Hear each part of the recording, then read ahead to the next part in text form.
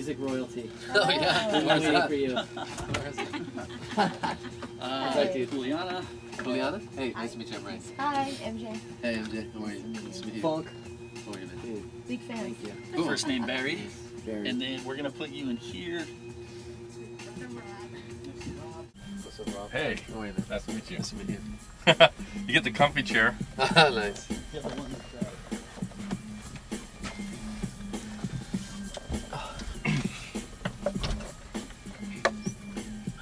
By the way, what time do you guys start? Oh, it's not even 8 yet, right? Yeah, around 8. We try to hit 8, but sometimes it doesn't happen. Oh, really? That's okay. Right. Nice. Yeah. I like that kind of radio.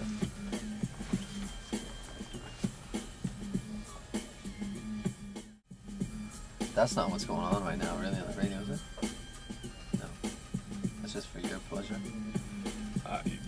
Matt put that in before he went to go get you, so it's been looping. I'm kind of done with it. That's fine. Time for another edition of Pod Zeppelin. Matt Cooper, Brother Rob, and Funk. The phone number to the show, if you happen to be streaming it live, 1-800-449-8686. Yeah, 800 number. 1-800-449-8686. The website is podzeppelin.com. Find us on Facebook, facebook.com/podzeppelin, as well as on Twitter @podzeppelin. And, of course, we're all over iTunes and your Stitcher app for your smartphone or your iPad. We're everywhere. You got to be. You know, we're just going to jump right into it. Nice. Because we've got a hell of a show. He is the lead singer of the band Our Lady Peace. He's also written songs and produced music for a number of other artists. Let's see, Kelly Clarkson, David Cook, Avril Lavigne. Ladies and gentlemen, I can't believe I'm actually saying this. In the studio with us tonight, Mr. Raine Maida. Yeah! Whoa, dude! Whoa, dude! Wow. I haven't heard that song in a while. That was a great record. That was cool. That was very cool. All right. I'm going to try not to fan out for the next little bit, okay? It's going to be really hard. Everybody's pretty excited. Yeah, I got to tell you. You guys are smoking stuff. For sure. Dude, you sound Canadian. I sound Canadian? You sound Canadian. Are you from there? I am from Canada. He's kind of dressed like a lumberjack. Well, this is all I've ever worn. Nice. I've read some interviews and seen some video interviews, and you've said a number of times that this is a record that you've always wanted to make, and this is what you said with, and I'm totally going to butcher George's last name. Stephanopoulos. Stephan. That's a different George. Yeah. Yeah. Oh. Stephanie? We'll just go with Strombo. Both smart people, though. Strombo's a Canadian. There's a lot of vowels in that name. I don't know who the equivalent. Maybe John Stewart meets Stephanopoulos. Okay.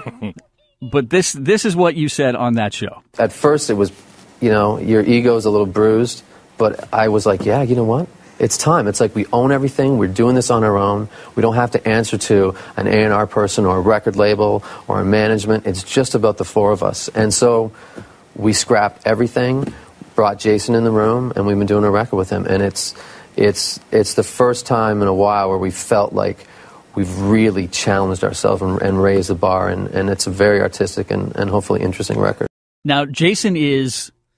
Jason Later. He's a native New Yorker that lives here now. Works with Rick Rubin and kind of has that mentality as a producer.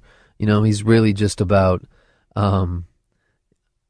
he doesn't pull any punches. There's no filter, and I think that's something, position we're in, making our 8th record, I just wanted someone to be honest, someone that I trusted, right, and trusted their musical take to be just honest and not try to coddle. I don't need coddling, I'm not that kind of artist, so it was amazing to have him around. But he allows you the flexibility to do what you want?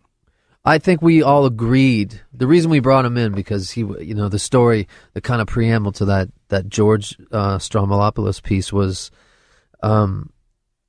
you had played him some. We'd started a record. OLP had started a record, and so we'd recorded 4 songs. And he was over at my house one day, and he just asked me how the session was going. I played him the music, and he sat there, listened intently, and then looked up at me and said, like, seriously, all the music that we talk about, we listen to, we trade, we love, we develop, all these artists, why don't you make a record that you want to listen to? Because you don't listen to this kind of stuff.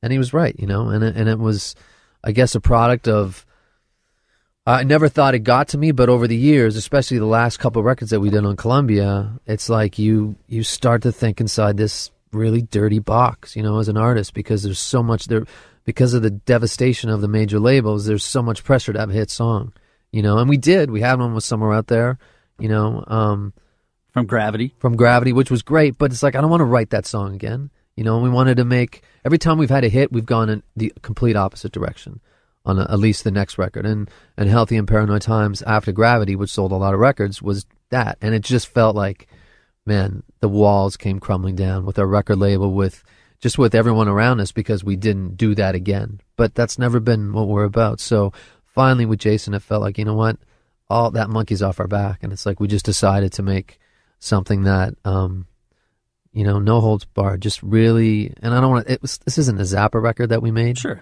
you know, but for us, it's just more developed. It's more challenging harmonically and chordally and all those things. And it's just something that we're really stoked about. So that was always our philosophy from the beginning, when we were like 4 guys in some crappy warehouse, you know, outside of Toronto. It was like, who knows? If we like it, 4 people like it, maybe 8 people like it, or, you know, it was really simple like that. So it's kind of getting back to that philosophy for us.